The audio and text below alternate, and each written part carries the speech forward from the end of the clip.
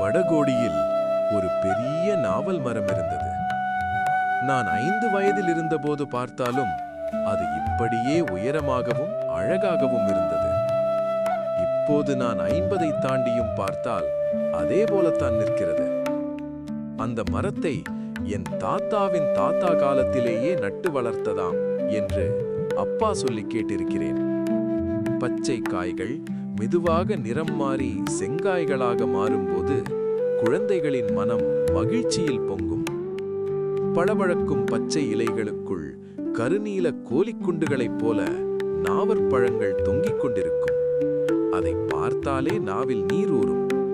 காக்கை, குருவி, மைனா, கிளிகள், பெயர் தெரியாத பறவைகளும் அணில்களும் கூட அந்த மரத்தை சுற்றி வாழும்.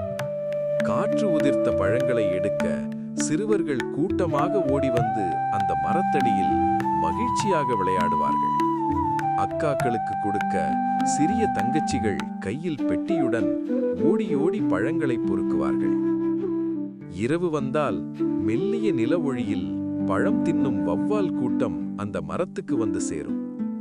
பகலில் அந்த மரத்தின் குளிர்ந்த நிழலில் குழந்தைகளின் சிரிப்பு முழு தோப்பையும் நிரப்பும்.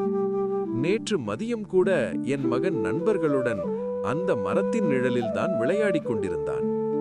ஆனால் பெருவாழ்வு வாழ்ந்த அந்த மரம் நேற்றிரவு வீசிய பேய்க்காற்றில் வேரோடு சாய்ந்து விட்டது. அதை பார்க்க ஊர் மக்கள் எல்லோரும் அவசரமாக ஓடிச் சென்றார்கள். ஆனால் எனக்கு மட்டும் போக மனமில்லை.